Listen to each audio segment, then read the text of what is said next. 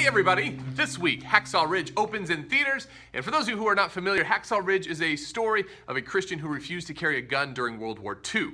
He saved dozens of lives, and he ended up getting awarded the Medal of Honor from President Truman. So in my circles, Das is a hero because he saved so many lives, but he goes beyond that and reaches kind of the level of a Christian celebrity. So that has me thinking, why do we care about celebrities at all? And especially, why do we care about the faith of celebrities? Now, you might be thinking, I don't care about the faith of celebrities, but I grew up in a conservative Christian church, and it's one that really prided itself on not being like other churches. And because it was a conservative church, we didn't really pay attention to a lot of the regular celebrity types. So this cocktail of religious experience led to something that might be uncommon. As I grew up, I started to recognize certain preachers and people of faith, and those were the people who deserved my admiration. So they kind of became the celebrities of me and for the rest of my church. And these people, they're not like the big names in Christianity, like the Rick Warrens or Joel Osteens or anything like that.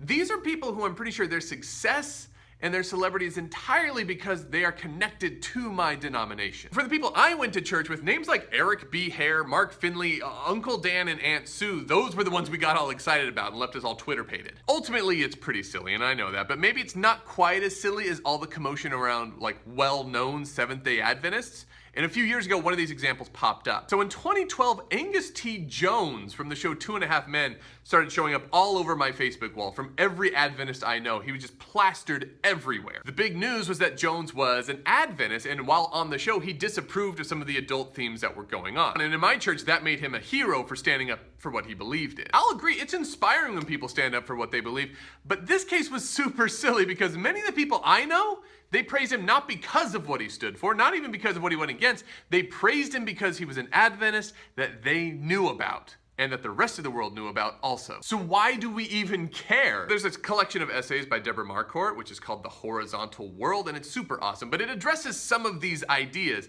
In one of her essays, The Most Famous Man from North Dakota, Marquardt explains how the rest of the world sees her home state, North Dakota, in a really, really not great way. But then there's this one guy from North Dakota, Lawrence Welk. He lands at TV shows that I think runs in like the 60s and 70s or something. And for Marquardt and the rest of her family and friends, this is amazing. He's great. But he's not great because he's amazing. He is a celebrity because he was from North Dakota. There were certainly more talented people in the world, but because he was from the place that they were from, that was enough to love him. And I think the same is true for a lot of Christians, because somehow a part of the Christian story in America is that the church is different from the rest of the world, and that the world is at the very least something strange and foreign and other, and at the very worst is hostile toward the church. Now, I don't really agree with most of that narrative. I think it mostly gets things really, really complicated, but I do think that's why Christianity, and not just Adventism, really likes to hang on to really well-known Christ followers. I think this is what leads to Christian versions of other art, like Christian music and Christian films.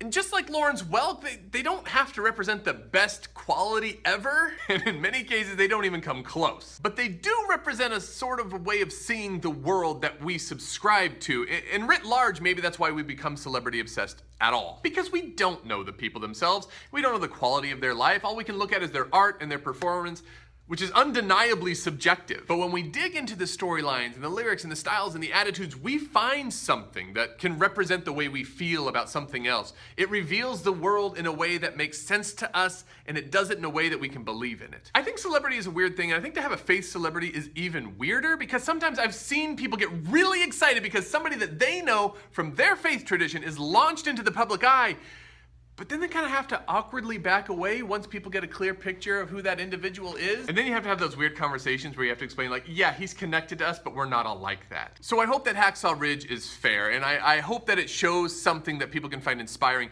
but not because Das was an Adventist, but because his actions reflected a love of people and a drive to preserve life. Because those things are more important. Those are the things that are really exciting, and those are the things that transcend how important it is to be at church with his name on the books. I'm hoping to see Hacksaw Ridge this weekend, so please subscribe if you'd like to see that review and any of my other ramblings. And thanks for watching. And until next time, farewell, good people.